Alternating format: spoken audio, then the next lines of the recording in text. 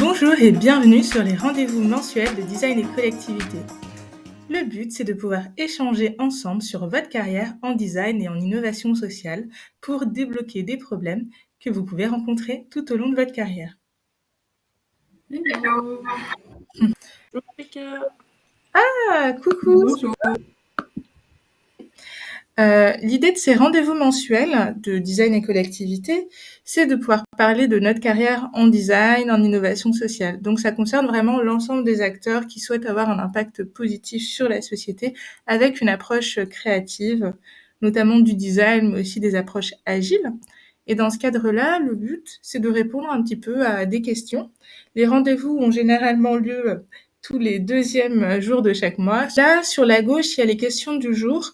N'hésitez pas à ajouter des post-it pour pouvoir compléter un petit peu les questions qui seront posées.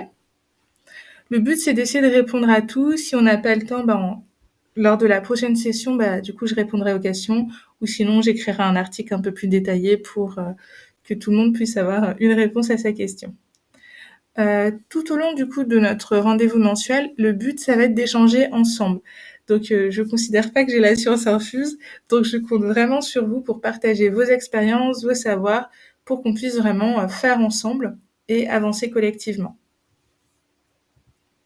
Alors, on avait une première question qui m'avait été posée par une de mes clientes et du coup, je l'ai rapatriée dans les questions mensuelles. Elle aimerait en fait une aventure. Donc là, c'était plus, elle posait cette question dans le sens de démarrer un projet qu'elle voudrait lancer plus à titre personnel, avant de potentiellement le monétiser. Ce qui la questionnait, c'était comment faire pour trouver du temps, pour s'organiser, et savoir si elle était légitime pour explorer un sujet qu'elle ne connaissait et comment, on va dire, s'organiser pour tenir sur le long terme. Parce qu'en fait, le lancement, et selon en fait la personnalité qu'on a, on peut être très doué pour lancer des projets ou plutôt doué pour les développer. Et du coup, il y a vraiment deux enjeux pour ceux qui ont une facilité à lancer des projets, du coup, les maintenir sur le long terme et continuer par la suite. Et ceux qui sont plutôt forts pour les développer, en fait, de réussir à les lancer. Donc, c'est un peu un équilibre à trouver. Et à quel moment il faut solliciter des partenaires. Donc là, c'est aussi un enjeu parce que parfois, on a peur de se griller les ailes, entre guillemets, en sollicitant un partenaire un petit peu trop tôt. Et du coup, la question suivante, c'est comment développer ma pratique et trouver un réseau pour exercer?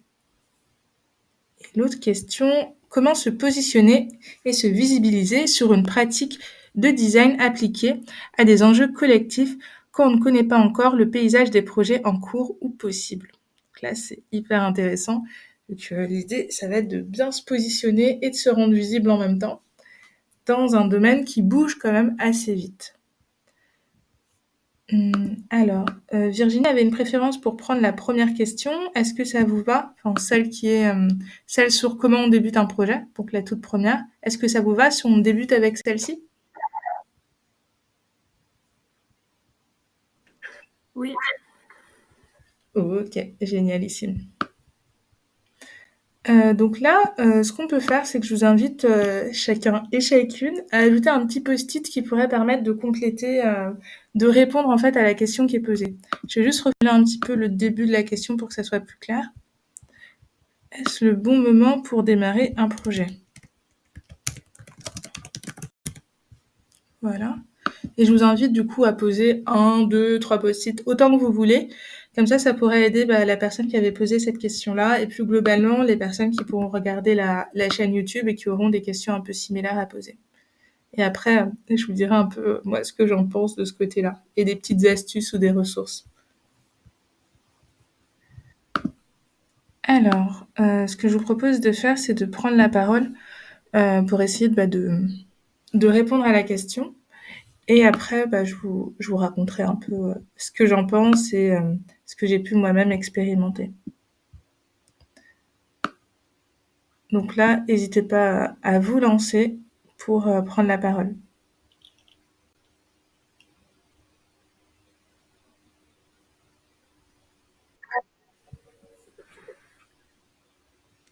Moi, j'ai surtout des questions qui me viennent. Ok. Parce que c'est des questions qui sont très larges et qui vont potentiellement dépendre des sujets qu'on traite et de son projet, finalement. Mhm. Ma seule réponse, ce serait du coup, ce que j'ai surtout posé des questions. Et après, c'était quand même de venir travailler l'informel, c'est-à-dire rencontrer peut-être des personnes avant de les solliciter pour un projet. Moi, c'est ce que j'ai plutôt tendance à faire en me disant, c'est bien d'abord rencontrer les gens et puis peut-être qu'à un moment, on aura envie de travailler ensemble mais plutôt dans un deuxième temps, j'ai l'impression. Mhm. Oui, pour moi, ça dépend en fait du projet. Là, c'était vraiment une question très large que vous m'avez posée. Concrètement, imaginons que le projet, c'est de faire un tiers-lieu avec, par exemple, des personnes qui sont sans domicile fixe. Là, il va être évident qu'il va falloir rencontrer soit des personnes sans domicile fixe, soit une association ou des acteurs qui travaillent sur ce sujet pour que le projet soit viable. Pour moi, si la viabilité du projet dépend du partenariat, il va falloir le mettre en place assez vite. Si c'est pas le cas, on peut le faire tout au long en fait du projet. Je sais que pour l'association Novum Novem, comment on procède, c'est que par exemple en amont d'un projet, on peut avoir besoin d'un partenariat avec une association, une structure qui travaille avec les seniors. Pour introduire un peu mieux mon propos, l'association que j'ai créée est spécialisée dans le design et le vieillissement. Et on accompagne des EHPAD, des seniors pour repenser leur quotidien et leur mode d'action, les outiller pour que vraiment faire de leur quotidien et du vieillissement quelque chose de positif. Et du coup, on fait des partenariats au fur et à mesure. On a par exemple un partenariat dans la phase d'immersion, de compréhension de notre sujet ou du problème, où là, on fait un partenariat avec une association qui a par exemple de recherche ou qui est beaucoup sur le terrain, qui va pouvoir nous donner de la donnée. Et par la suite, au moment du développement, par exemple, de notre jeu de société pour lutter contre l'agisme, donc la discrimination sur l'âge, on refait d'autres types de partenariats pour avoir des espaces de test de nos jeux de société. Donc voilà, je pense qu'il y a plusieurs partenariats à faire tout au long du développement d'un projet.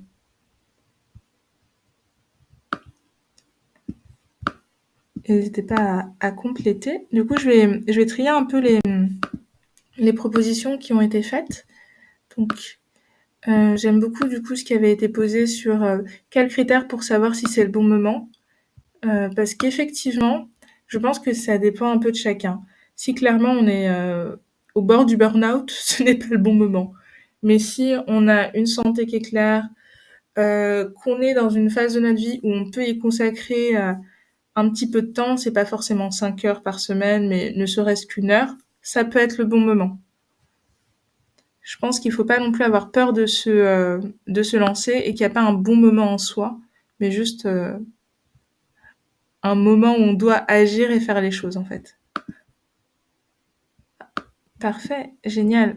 Un autre post-it vient de se rapprocher. Quelle énergie personnelle, quel temps je peux y consacrer? Effectivement, temps plein, marathon, petite mission. Ça, c'est très intéressant. Est-ce que, je sais pas qui a mis ce post-it là, est-ce que tu veux compléter pour préciser un petit peu?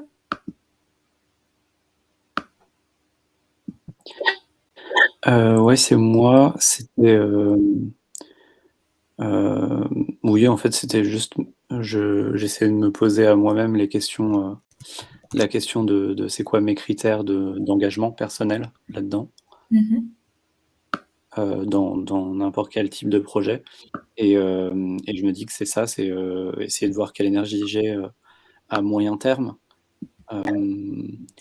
Essayer, je l'ai mis sur un autre post-it, de se demander si je risque pas d'être mangé aussi par d'autres projets en parallèle ou par la nécessité de répondre à des commandes un petit peu pendant tout le projet. Est-ce que différents projets peuvent cohabiter ou est-ce que dès le départ, c'est peut-être préférable de revoir les objectifs en fonction de ça? Ouais, c'est intéressant. Mais comme j'ai pas de projet précis en tête, j'ai du mal à aller plus dans le détail. C'est plus des questionnements généraux sur l'engagement. Moi, je rejoins un peu Alix parce que j'ai un peu ce problème en ce moment où la rentrée faisant, je me suis mis plein d'objectifs personnels. Et justement, la rentrée faisant, beaucoup de choses imprévues me sont tombées dessus. Et du coup, j'ai plus eu le sentiment de pas du tout déjà avoir juste du temps pour faire le travail rémunéré, mais en plus, les projets personnels sont vraiment passés à la trappe. Et j'ai l'impression que c'est un peu le lot quotidien. Donc je me dis, enfin la réflexion que je me disais quand Alix parlait, c'est que peut-être qu'il y a au moment du plan d'action, entre guillemets, des objectifs posés, un objectif minimum et un objectif maximum à poser. Quand on sait qu'on sera beaucoup bouleversé par l'imprévu, ou en fait il y a une commande qui tombe, on n'a que 15 jours pour y répondre, et du coup ça va prendre tout l'espace libre, quoi, finalement. Exactement. Pour ça, alors je vais vous donner une astuce que mon mentor, pour moi, ça a révolutionné ma gestion de projet. Mon mentor m'a donné une astuce pour cette question-là. En fait, quand on va fixer ses objectifs, on va ajouter un plan B. On va identifier clairement les menaces. Parfois, je suis fainéante et c'est une menace parce que si je me bouge pas les fesses, entre guillemets, ça ne va pas avancer. Donc, le plan B, les menaces, les forces aussi, les soutiens. Parce qu'en fait, on a des personnes qui sont d'excellents soutiens et qui peuvent nous aider à concrétiser la tâche sans que ce soit nous-mêmes qui la fassions. Donc en fait, à la base, on a ça avec l'objectif. L'objectif en lui-même ne suffit pas. Si je vous donne un exemple assez concret, là, par exemple, avec les articles pour le blog, je me suis demandé quelle pouvait être ma menace si, par exemple, quel était plutôt mon plan B si je n'arrivais pas à écrire les articles. Donc, en fait, c'est de faire soit des contenus beaucoup plus courts, parce que ouais, j'écris des articles super longs, donc faire des contenus beaucoup plus courts, ou par exemple, juste dicter mes contenus, vu que ça irait plus vite que de les taper, par exemple. Ou tout simplement avoir d'autres personnes qui rédigent du contenu avec moi. Donc ça peut aussi passer de cette façon-là. Les forces, donc ça c'est bien pour identifier ce qui va nous faciliter la tâche. Le fait que par exemple je participe à une conférence et que je prends des notes, bah, si je prends des notes, je peux réutiliser ce contenu.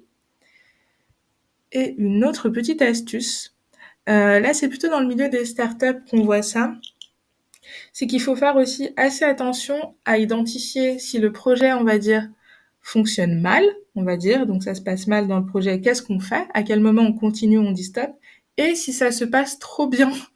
Parce qu'en fait, si on n'anticipe pas la réussite de notre projet, on peut aussi se casser les dents parce que peut-être qu'il y a tout le monde qui va vouloir nous demander des prestations de facilitation graphique et que notre agenda est déjà blindé et que du coup on aura du mal à les honorer et qu'on va être stressé. Donc c'est plus de l'anticipation.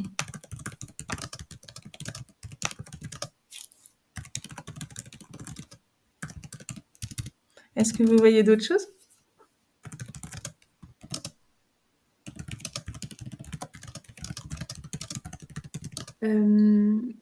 Sur l'anticipation, je pense qu'effectivement, il y a...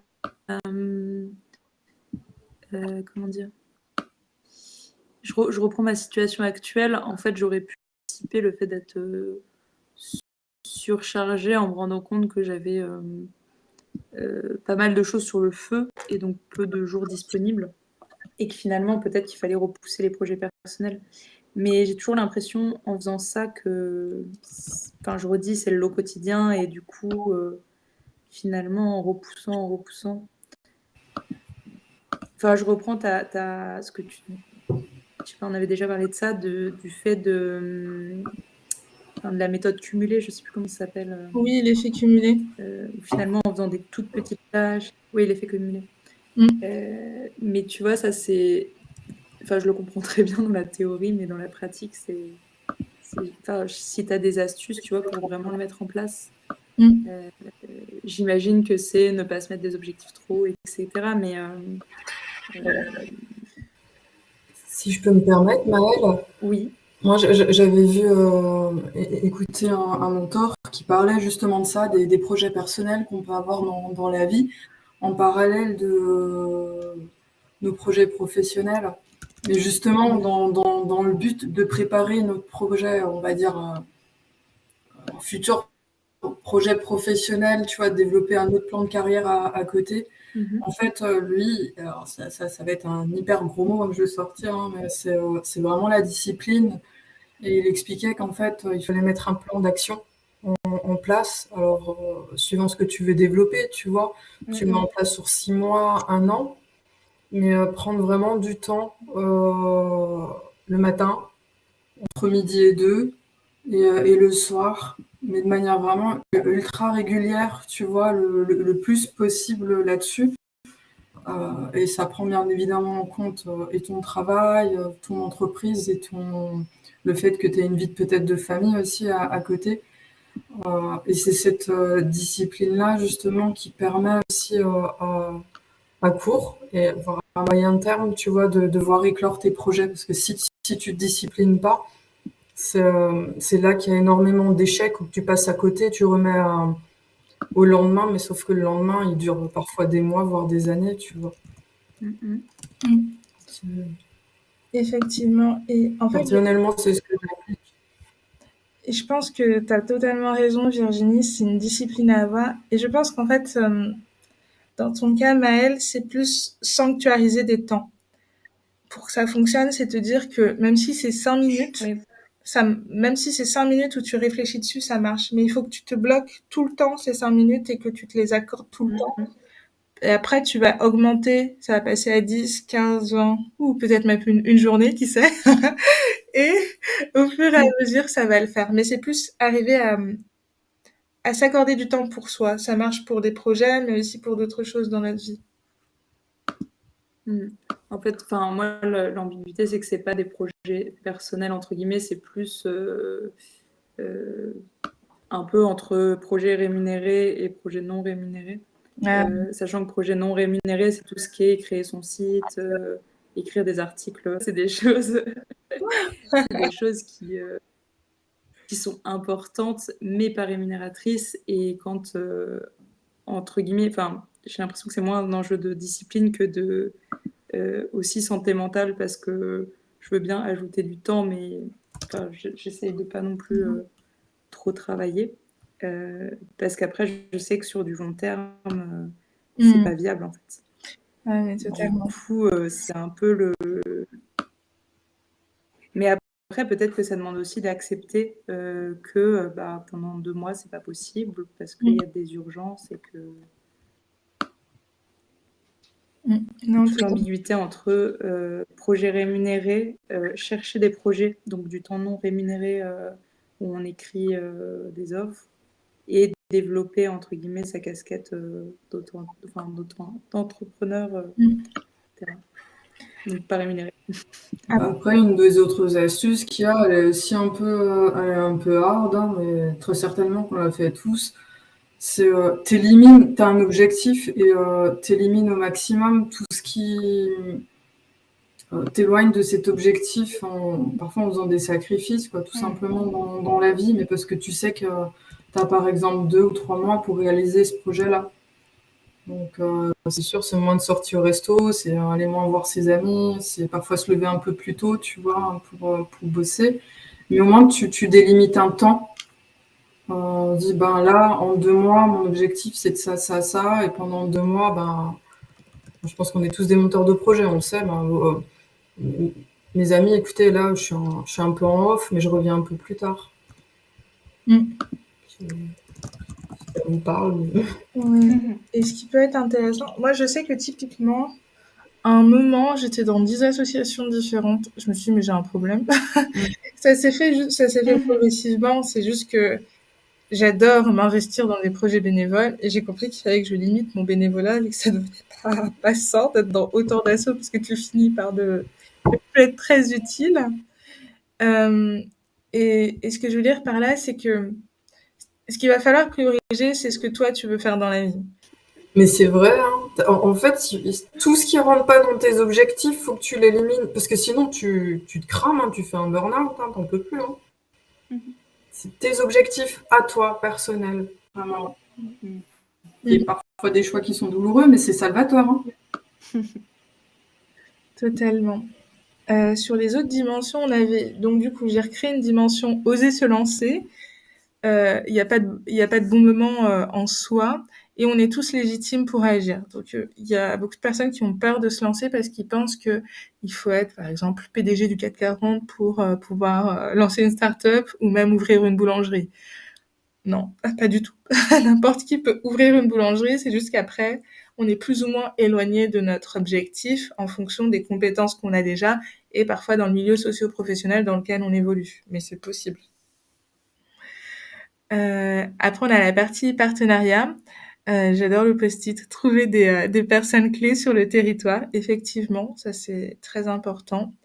Travailler l'informel, rencontre avant de solliciter pour un projet, développer un réseau. Ça, c'est hyper important vu que les gens ont peu de temps, entre guillemets, et ils sont sursollicités par tout le monde et n'importe quoi. Et donc, faire des rencontres qui sont désintéressées, c'est vraiment l'essentiel avant de leur amener quelque chose et ça permet de mieux cerner leurs besoins et leurs envies. Est-ce que mon projet répond à un besoin territoire, habitant, acteur mince. Ça, c'est plus sur la partie pérennité du projet. Ça va être intéressant au moment de, on va dire, passer sur un projet rémunérateur. Parce qu'on peut faire des projets qui ne répondent à aucun besoin à part le nôtre, par exemple de l'expression plastique. Ça, il n'y a pas de souci, mais si on veut basculer sur quelque chose de rémunérateur, on va devoir changer un peu notre positionnement de projet et faire un pivot pour parvenir à concrétiser notre objectif. Et sur la partie partenariat, j'avais mis tout à l'heure, si le projet nécessite un partenariat, pour vivre, il faut le faire dès le départ, quoi. Et du coup, ça va être un bon test pour savoir si le projet intéresse. Donc là, il faudra formaliser, par exemple, des supports de communication et ça nous permet déjà de tester la viabilité du projet.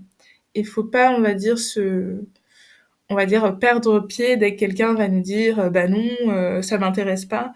Parfois, il faut attendre la 100e fois et ça peut être long pour avoir un oui, mais un oui qui va être extraordinaire et derrière, le projet va se lancer du feu de Dieu, entre guillemets, et super vite, super bien. Donc voilà, on a tous des petits moments de galère. Et sur la pérennité du projet, on a bien cadré le projet, essayé de penser tout ce qui est de l'ordre du pilotage. Je veux bien plus de précision là-dessus, vu que l'idée est vraiment super pertinente. Est-ce que la personne qui l'a écrit veut bien compléter? Oui. Trop bien, Alix.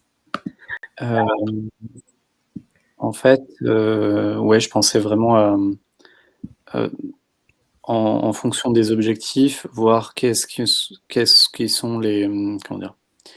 Que sont les moyens qu'on met en œuvre, que sont les dates, les deadlines, et cetera. Enfin, en fait, tout ce qui est de l'ordre vraiment du cadrage de la mission, du cadrage d'un projet et d'être sûr qu'on ait les outils en place pour pas prendre du retard à tout point, quoi. Donc en effet, ça va aussi avec la question du partenariat, de savoir si on peut se reposer sur les personnes actrices du projet. Et du coup, en fait, c'est ça que je voulais dire, surtout du cadrage, pas forcément du pilotage, mais... D'accord. Je vais préciser. D'accord, ça me semble bon. Tac, tac, tac. Oui, une dernière chose sur la pérennité du projet. Moi, je le vois vraiment en ayant créé une association. Faut pas hésiter, faut toujours être bien déterminé. Il y a des fois, on a des coups de mou et il faut vraiment tenir, en fait. C'est-à-dire que c'est pas parce que ça marche pas exactement comme on veut du premier coup que tout ne marche pas. Donc, en fait, si on a une ambition claire au départ, il faut tester d'autres configurations, d'autres modes de fonctionnement pour continuer d'avancer et surtout évaluer au fur et à mesure nos avancées. Par exemple, si on arrive à avoir une personne qui nous félicite pour notre travail, entre guillemets, ou qui est prêt à acheter notre travail si on est sur quelque chose de financier, ou on développe un partenariat, ou on a réussi à aider ne serait-ce qu'une personne, rien que ça, c'est super. Et après, on arrive à en aider 2.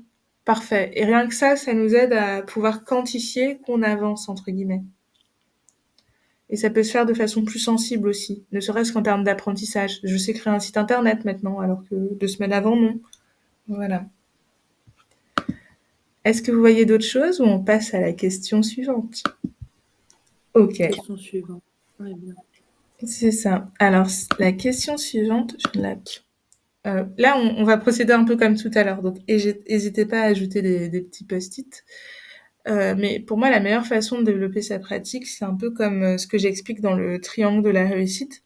C'est d'avoir un projet personnel qu'on va développer pour soi, pour expérimenter, développer ses compétences. Un projet idéalement associatif ou qui est tourné vers les autres, qui est bénévole, parce que là, ça va nous permettre de développer notre réseau, justement, et également, en fait, on va pouvoir se confronter à un terrain et à une réalité. On peut parfois être dans une approche qui est un peu hors sol, très conceptuelle, et là, quand on est sur le terrain à faire du bénévolat, il y a des choses qu'on se rend compte qui nous remettent un peu les pieds sur terre. Et bien sûr, en ayant par exemple un travail, un stage, ou le fait d'être en études, ça va nous aider à développer en fait notre pratique.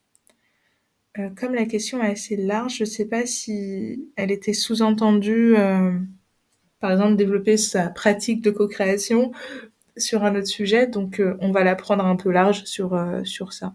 Donc n'hésitez pas à mettre des post-it aussi, comme ça la personne aura aussi des petites pistes de réponse.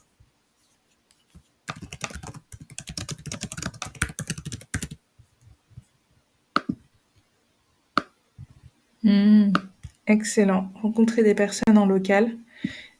Ça, c'est vrai que sur la partie réseau, tout dépend aussi de la dimension du réseau qu'on souhaite atteindre. Mais effectivement, je suis d'accord. C'est important d'avoir un ancrage territorial, j'appelle ça comme ça. C'est que dans la ville où on est, sur le territoire dans lequel on exerce, notre département ou ne serait-ce qu'à l'échelle de notre ville, c'est bien de connaître les acteurs locaux. Parce qu'en fait, bien souvent, c'est eux qu'on va croiser tous les jours, plus ou moins, et qui vont être un premier réseau sur lequel on pourra s'appuyer pour avoir des projets sur notre territoire.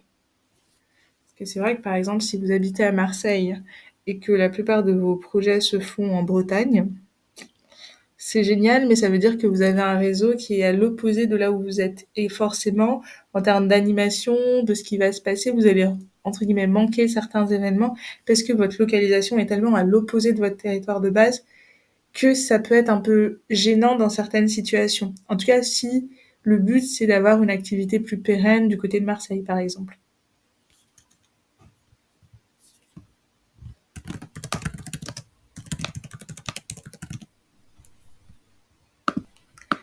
Alors, je vois que quelqu'un a marqué « Utiliser LinkedIn pour développer le réseau ». Est-ce que tu veux nous partager ton expérience ou des astuces ou des... Oui. Génial. Oui. En fait, je trouve que c'est un très bon outil, LinkedIn, parce que on peut voir des gens qui ont des profils assez similaires.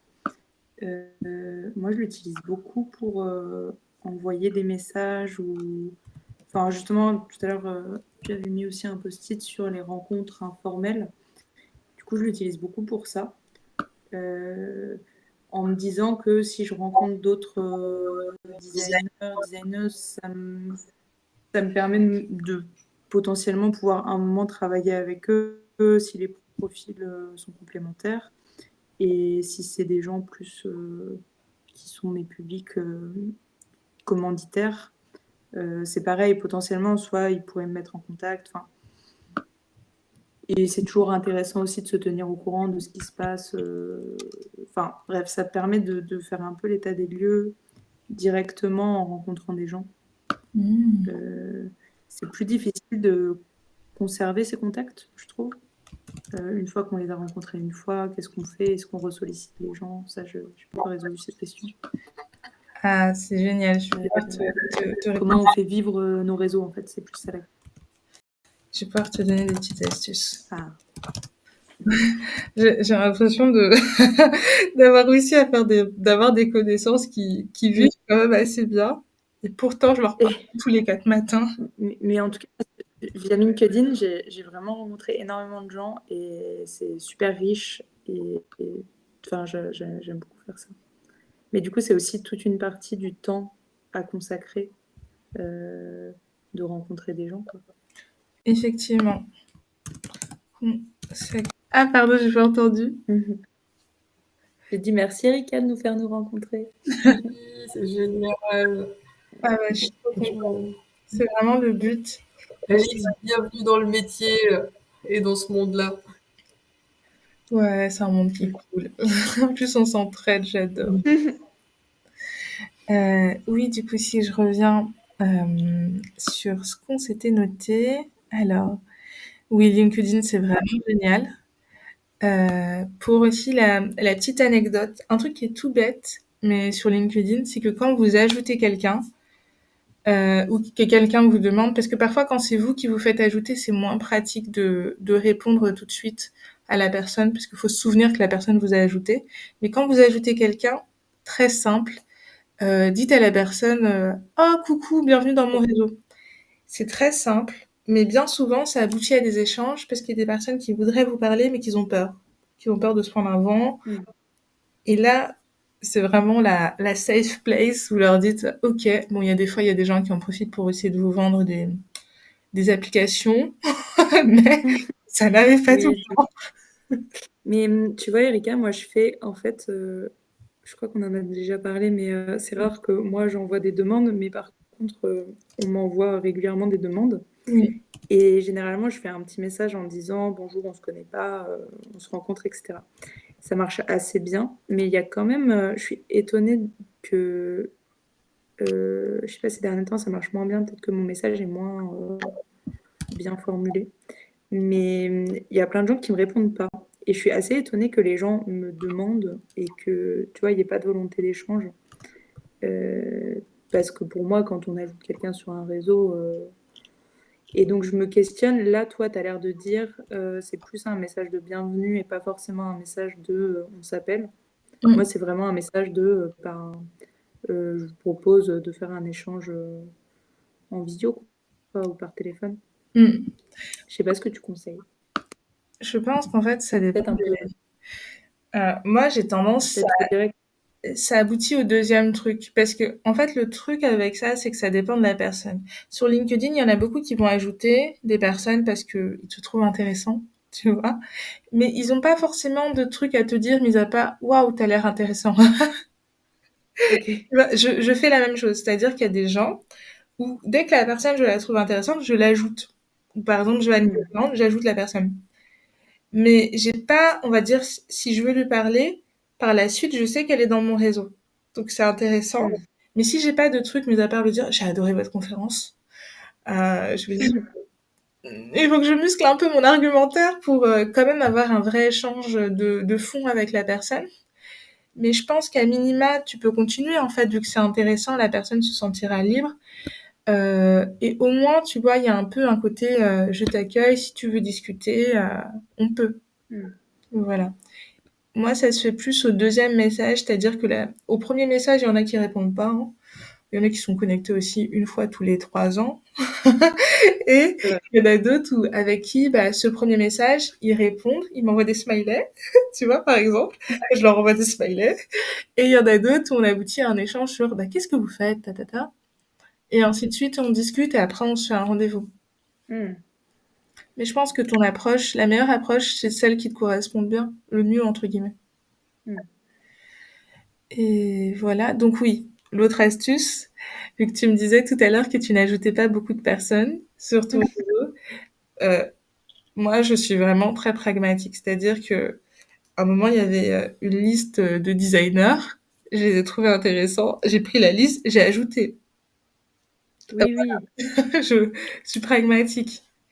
Je fais ça vraiment aussi avec des structures où si je rencontre quelqu'un qui est assez important ou qui je me dis peut-être pas tout de suite en vue d'un partenariat mais plus tard, bim, je l'ajoute en amont pour le recontacter. D'autres petites astuces pour gérer son réseau. En fait, ce qu'il faut savoir, c'est que la première fois qu'on rencontre quelqu'un en physique ou en numérique, il y a un laps de temps, entre guillemets, où il faut lui envoyer assez vite un message.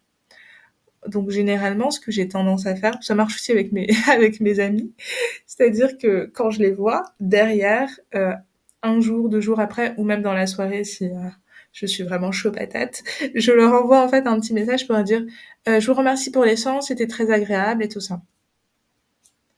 Et ce que j'ai tendance à faire, c'est d'essayer d'être une ressource pour les autres. C'est que si la personne m'a dit que, par exemple, elle recherche des infos sur le biomimétisme et que je vois comme par hasard une info dessus, je vais lui envoyer. Ou je vais lui dire: «Ah, je crois que tu t'intéressais à ce sujet-là» et tout ça. Ou de temps en temps, je leur envoie des messages pour prendre de leurs nouvelles ou essayer de leur envoyer une ressource. Voilà, je suis plus en mode, je donne. Je donne des trucs. Oui, donc ça fonctionne assez bien. Et après, il y a des personnes avec qui tu vas accrocher, notamment celles avec lesquelles tu parles de façon très concrète. Le but, c'est de... Moi, j'ai vraiment des rappels. C'est-à-dire que tous les 3 mois, j'ai une sorte... Parfois, c'est tous les mois, parfois, c'est tous les 3 mois selon ma charge de travail. Je regarde mes messages avec les gens avec qui j'ai parlé et je leur envoie un message pour savoir comment ils vont. Il y en a qui me répondront pas, il y en a qui me répondent. Et oui, Maëlle, tu fais partie de la liste des rappels. Donc voilà. Tu as dû recevoir à certains moments des petits messages réguliers de ma part. Voilà, ça peut être une fois par an où vous vous dites, vous prenez la liste et vous dites: «Ah, j'avais rencontré cette personne, elle était vraiment cool, je vais prendre de ses nouvelles». Et un message, OK, peut-être que si votre liste est vraiment longue et que vous parlez pas souvent aux gens, ça peut quand même vous prendre 30 minutes, 1 heure, juste à faire ça. Mais derrière, ce contact-là va en fait renouveler la relation. Et il suffit de 2-3 fois par an et ça suffit pour maintenir une relation. Et après, il y a LinkedIn. L'un des trucs qui est génial, c'est que s'il y a quelqu'un que vous appréciez ou avec qui vous avez échangé, et bah, likez ses posts et commentez surtout. Comme ça, la personne, ça lui permet de voir que vous regardez son contenu et après, derrière, elle va penser aussi à vous et venir peut-être vous poser des questions ou vous parler. Voilà, c'est une façon aussi de suivre les actualités. Ou si quelqu'un va dire ah, moi je cherche actuellement un travail, c'est ce que j'ai tendance à faire. Je regarde si par exemple, comme par hasard, j'ai vu une offre de designer pour la PHP, je me dis mais oh, tu cherches un travail en santé en plus, tac tac, j'envoie. Voilà. Et ça me prend pas forcément plus de temps vu que je l'avais déjà vu l'offre en question. C'est juste que je le transmets à une personne à qui ça peut aider. Il y avait un autre petit point qui était filtrer les opportunités en fonction du projet le plus important. Est-ce que c'était sur la partie au-dessus ou c'était sur la partie développer ma pratique? Non, c'est vraiment là. C'est, Je veux bien des précisions. c'était, j'avais dans la tête l'idée qu'on peut être amené à être intéressé par plein de projets, que ce soit des opportunités ou juste des envies. Et qu'il y a des moments où il faut peut-être resserrer un petit peu et se dire qu'on va mettre un petit peu plus d'énergie sur certaines opportunités qui se rapprochent du projet, qui nous occupe le plus. Je pense que c'est surtout une question d'hygiène mentale, quoi. De se dire, de pas être, perdu entre plein de projets qui sont tous, hyper intéressants, mais qui risquent de prendre trop de place. Et donc peut-être que les thématiques des projets à rechercher sont à filtrer. Excellent. Je pense que tu as vraiment raison. Merci de l'avoir précisé. Parce qu'effectivement, ça remonte un peu en lien avec ce qu'on s'était dit avant. Pour moi, il y a un axe à définir. Et moi, je sais que j'adore faire ça, avoir des plans sur 2, 3 ans, 4 ans parfois, sur des grosses étapes que j'ai envie d'atteindre. Et du coup, en fonction de ça, je sais que bah, il y a des choses qui vont se passer ou que j'ai besoin d'acquérir à ce moment-là des compétences. Bien sûr, ça s'ajuste, hein, c'est pas figé, mais c'est bien d'avoir une structure pour filtrer les opportunités, comme tu le disais, Alix. Il y avait un autre post-it qui était vraiment hyper intéressant, qui était ne se former que lorsqu'on en a besoin. Je veux bien des précisions, mais je suis convaincue. Ouais, moi j'ai tendance à aimer me former un peu trop. être curieuse de plein de trucs et à vouloir développer mes compétences un peu partout. Et finalement, je me rends compte qu'on peut vite se perdre en fait là-dedans parce que ça prend du temps en fait de se former vraiment. Et finalement, au sein des projets, on se rend compte que ça apparaît et que potentiellement il y a des choses où on n'a pas besoin de se former. Ça peut aussi avoir avec la légitimité de se dire il y a des choses où moi j'ai envie de me former parce que je me sens pas légitime de pas maîtriser pleinement telle chose dans le processus, etc. Mais finalement, je m'en sers jamais, donc j'en ai pas besoin. Et ce qui me révèle que j'ai besoin de me former, c'est le fait d'être en difficulté à un moment et qu'il faut que j'acquière cette compétence. Typiquement, ça fait des années que je veux me mettre à faire du code, mais en fait, j'en ai jamais eu la nécessité. Et là, comme je veux faire mon site internet, je viens de prendre à la bibliothèque un livre sur faire son site en WordPress parce que j'ai essayé seule et que WordPress, c'est horrible. Alors, maintenant, je vais être obligée de m'y mettre parce que faut que je fasse mon site. Voilà. N'hésite pas. Mais du coup, là, je me dis, en fait, j'ai la motivation et finalement, je vais pas apprendre à coder, je vais juste apprendre quelques rudiments qui vont me permettre d'atteindre mon objectif. Ça, c'est vraiment super parce que il y a un truc que j'ai appris aussi récemment, parce que j'avais aussi tendance à me former sur plein de trucs. C'est qu'en fait, il faut se former que sur des choses qu'on va pouvoir appliquer, on va dire, directement, ou en peu de temps. Ou sinon, on les oublie. Une compétence qui en plus, s'oublie. Enfin... Maëlle, je te mets un lien là sur le chat, peut-être sur des cours sur WordPress. Ah, génial. Je sais pas si tu connais sur Udemy. Non. Bah, à mon avis, tu vas aimer. J'adore déjà. Surtout que les livres, d'apprentissage, c'est toujours aussi un peu compliqué. Mais... Non, mais là, t'as des tutos. C'est vraiment des cours en ligne et c'est vraiment pas cher. Ah, génial. Ouais, c'est génial ce genre de plateforme. N'hésite pas mal. Si tu as besoin de certaines petites choses, on peut en discuter.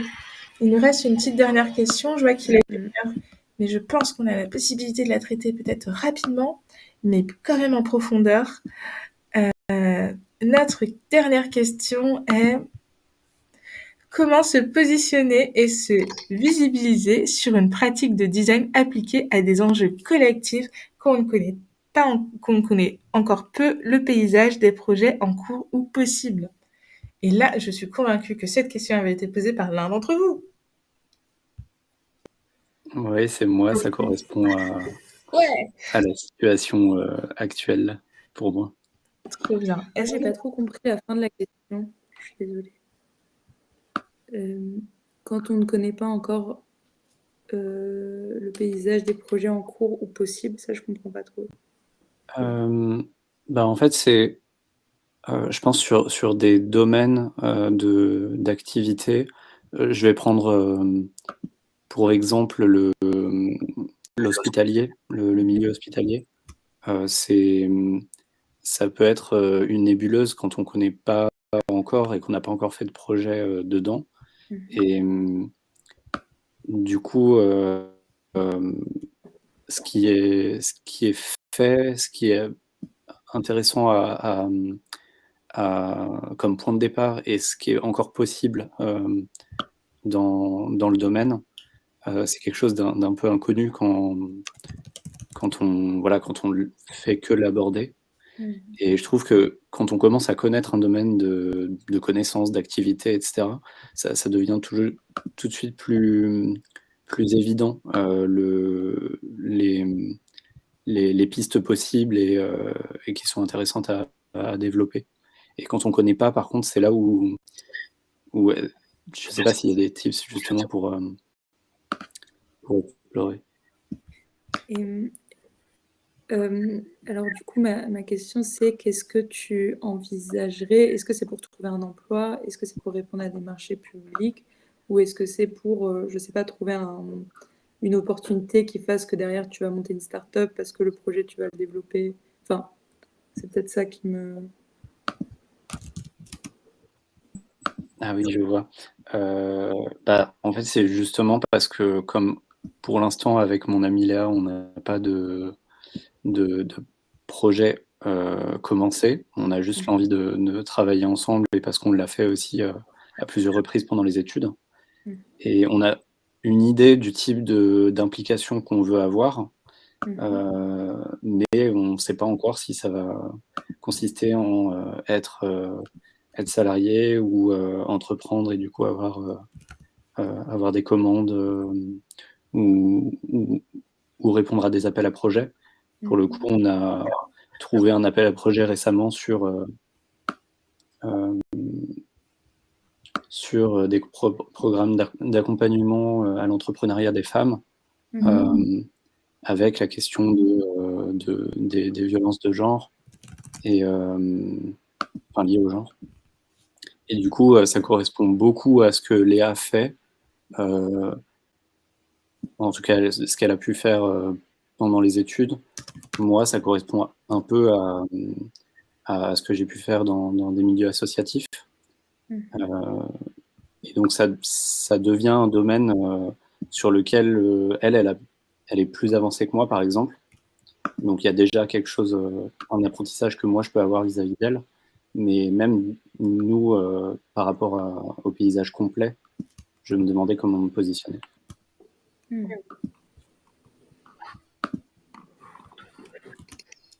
Alors, du coup, je vous invite encore, comme tout à l'heure, à mettre des post-it. Alix, tu peux essayer aussi de toi-même répondre à ta propre question si l'envie te prend. Mais sinon, on va faire au mieux pour essayer de te coller. Alors, du coup, là, j'ai mis quelques petites ressources. En fait, il suffit de cliquer dessus et ça permet, quand tu cliques sur le possible, d'avoir accès au lien, juste derrière. Alors, sur design et collectivité, j'ai fait des articles sur les administrations publiques pour savoir comment tu peux mieux connaître leur fonctionnement et pourquoi c'est bien de mieux connaître leur fonctionnement.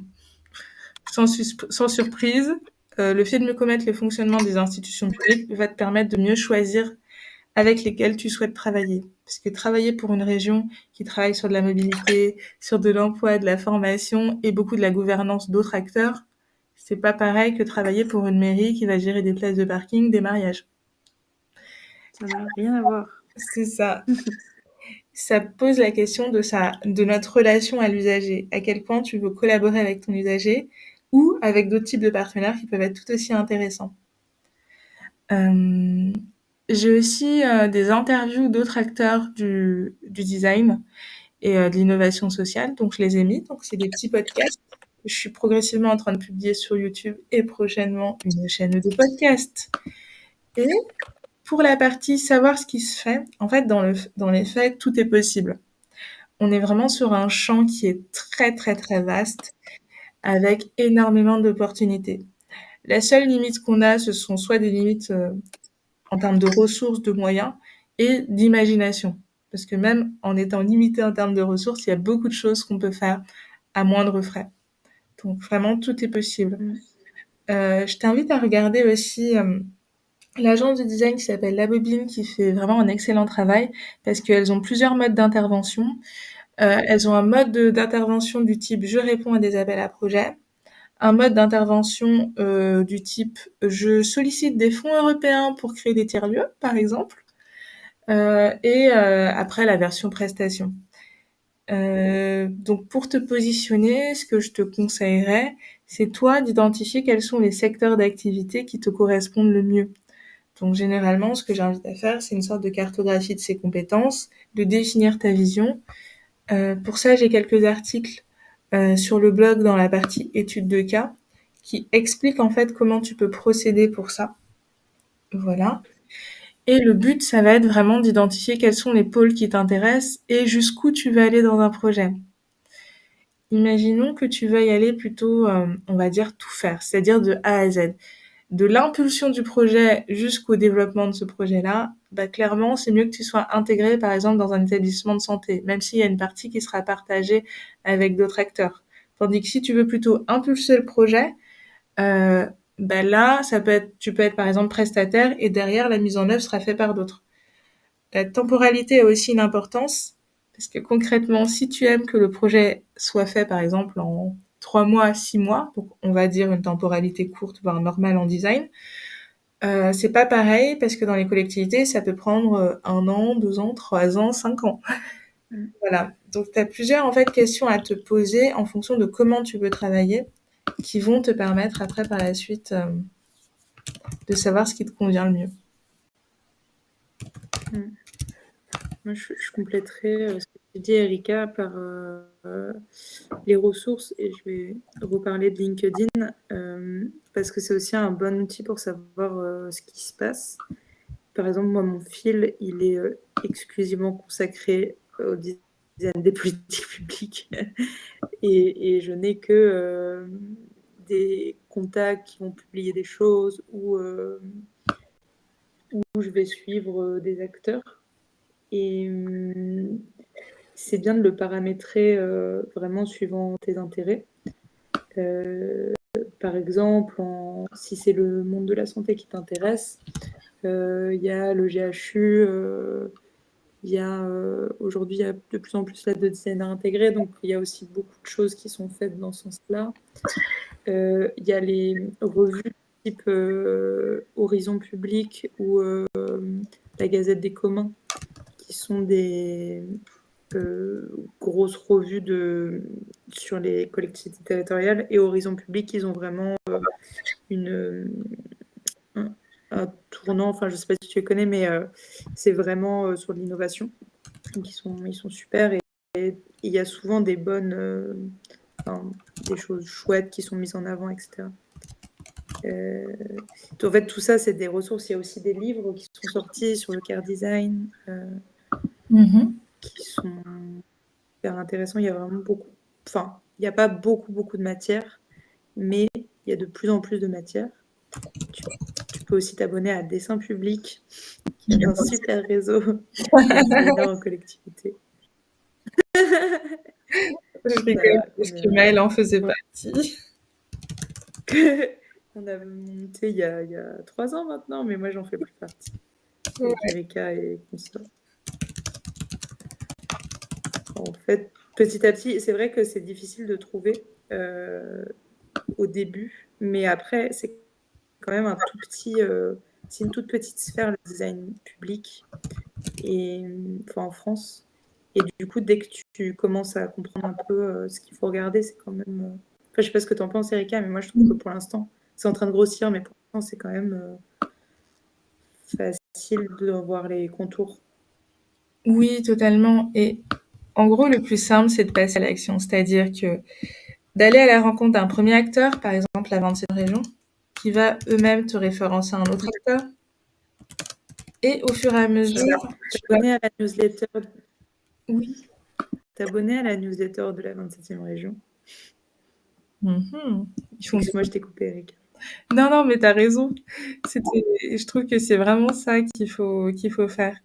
C'est s'abonner à différents acteurs, regarder. Je t'ai mis aussi la plateforme Design Social.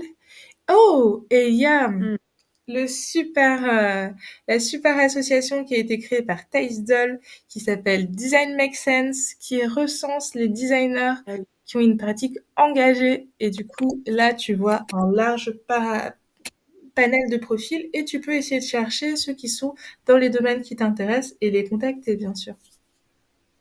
Comment on fait pour s'ajouter à Design Makes Sense en tant que designer engagé? Je vais demander... je vais envoyer ton contact à Thaïs. Je vais dire à Thaïs, hey, mais elle est géniale, il faut lui faire une interview. Je vais envoyer à Thaïs parce que bon, ça fait partie d'une des assos dans laquelle j'étais beaucoup et après je suis actuellement moi parce que j'ai moins de temps et qu'il faut aussi que je gère ma propre asso.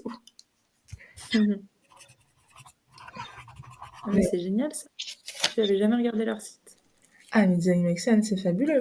En plus, ils se développent. Ils ont une maison d'édition aussi sur les mémoires. Il faut valoriser aussi ton expertise. C'est-à-dire que Alix, Je pense que tu as dû écrire un mémoire où tu dois avoir un super projet de diplôme. Moi, ce qu'on m'a toujours dit, et je cite une preuve de mon DSA, donc diplôme supérieur en arts appliqués, elle m'a dit clairement, votre mémoire et projet de diplôme, ça vous sert à valoriser votre expertise. Donc rien qu'avec ça, tu peux attirer des opportunités à toi en le valorisant. Parce que tu as, entre guillemets, un petit expert de ce domaine-là. C'est chouette d'avoir votre cartographie ce soir du réseau, parce qu'il y a plein de choses que, en effet, j'avais vues ou connues d'une certaine manière. Voir un regard aussi différent sur ce réseau-là, en fait, ça confirme un certain nombre de choses, donc c'est chouette. Un dernier petit truc avant qu'on se laisse, mais je pense qu'on pourra re-aborder du coup la prochaine fois cette question parce qu'il y a plein de contours à explorer. Ce qu'il faut savoir, c'est qu'en fait, un des meilleurs moyens de procéder pour faire ta cartographie, c'est que tu tapes des mots-clés dans Google avec design derrière ou innovation et tu vas voir les acteurs qui ressortent. Clairement, tu vas avoir vraiment sur le design d'intérêt général qui va ressortir. Et regarde les écoles, parce qu'en fait, là où il y a une école de design, généralement, tu as un bassin d'emploi associé. Dans le sud, tu as l'école en fait de Nîmes, l'université de Nîmes. Regarde les écoles où elles sont positionnées, et en fonction de la dominante des écoles, par exemple Nantes, sa dominante, ils ont le master Care Design. Tu es sûr que derrière, il y a des structures qui sont beaucoup plus sensibilisées à ça. Vu qu'en fait, les écoles vont faire des projets qui, du coup, vont faire émerger des problématiques sur le territoire et des acteurs mieux sensibilisés. Donc, c'est aussi une petite astuce. Après, tu peux regarder aussi dans le paysage, si c'est le monde hospitalier qui t'intéresse, il y a aussi la fabrique de l'hospitalité à Strasbourg. Et ça fait très longtemps, enfin, c'est le premier lab dans un hôpital qui existe. Et du coup, il y a eu longtemps des designers associés, mais qui étaient externes, qui en fait sont des anciens étudiants de l'Institut Lab à Strasbourg. Et du coup, ça s'appelle les ateliers RTT. Et ils font exclusivement du public, c'est très chouette aussi. Voilà. Et par exemple, tu vois, si c'était les sujets de ville qui t'intéressaient, et peut-être Virginie, c'est le cas, de construction, de fabrique de la ville, on va dire. Là, par exemple, il y a tout un pan qui s'appelle les AMU, qui sont les assistants à maîtrise d'usage, qui vont regrouper, par exemple, plus des corps de type archi-urbain, sociologue de la ville, etc., mais aussi designers, qui mettent l'usager au centre dans leur pratique. Et là, par exemple, c'est ces réseaux-là qu'il faut peut-être solliciter. Mais c'est super intéressant parce qu'en fait, on a les mêmes pratiques au final, c'est-à-dire aller voir les gens, faire des ateliers, etc. Mais les sujets peuvent différer, quoi. En fait, suivant les sujets, effectivement, j'ai l'impression que c'est ce que tu disais dans un certain sens, c'est suivant les sujets qui te plaisent, c'est pas tout à fait forcément les mêmes réseaux. Mais de toute façon, si tu tapes à un réseau, tu vas réussir à trouver des gens qui vont te mettre en contact avec d'autres gens. Tu tapes à dessin public, les gens, ils vont t'aiguiller. Erika va t'aiguiller.